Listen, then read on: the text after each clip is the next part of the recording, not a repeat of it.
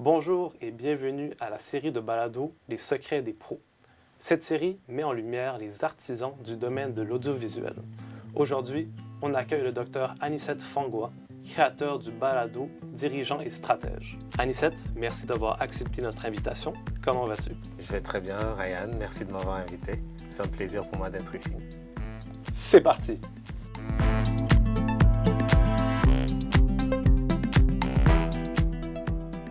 Pour commencer, si tu pouvais parler un peu en quelques mots de ton métier de créateur de balado. Alors, le métier de créateur de balado, pour moi, c'est une activité secondaire parce que je suis principalement un professeur d'université à l'université de McGill.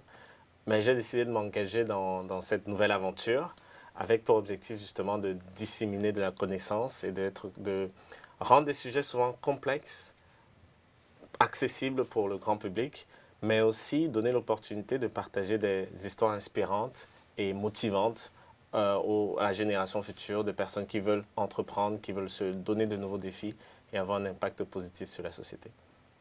Pourrais-tu nous confier une chose que tu n'as jamais appris à l'école, mais qui est essentielle pour un créateur de balado? Un élément essentiel, c'est la capacité d'écouter. Écouter son audience, son public, pour savoir ce qui serait intéressant pour eux comme contenu. Écouter son réseau pour trouver la bonne personne qui pourrait répondre justement et créer le contenu qu'il faut. Et écouter justement la personne interviewée durant la conversation pour savoir comment répondre, comment enchaîner, qu'est-ce qu'elle dit vraiment et qu'est-ce qu'elle ne dit pas. Et pouvoir vraiment concevoir une conversation de grande qualité. Ouais. J'aimerais savoir si tu as rencontré ou si tu rencontres encore des barrières à l'entrée. Et je me rappelle bien premier enregistrement qu'on a eu au studio. Et il y avait tout un tas de vocabulaire, par exemple les plans B, les plans A, tout un vocabulaire technique auquel je n'étais pas du tout habitué et pour lequel je comprenais strictement rien. Donc il y a cette première barrière à l'entrée.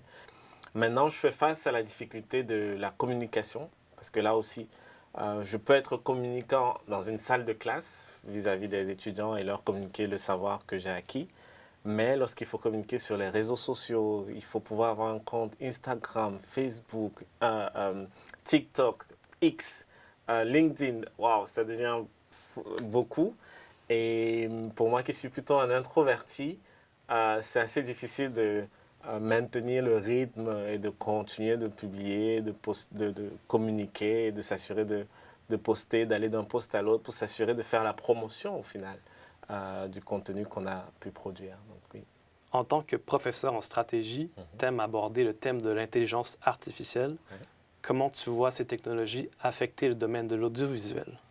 Alors, l'intelligence artificielle, on en parle beaucoup et à juste titre parce que justement, c'est une nouvelle technique, une nouvelle façon de penser qui affecte tous les aspects de la société. Et concernant l'audiovisuel, je pense que ça va profondément affecter justement la création de contenu parce qu'aujourd'hui, on voit des vidéos entièrement générées par l'intelligence artificielle. On a aussi la problématique du deepfake et justement de tout le montage et toute la créativité que l'intelligence artificielle peut susciter.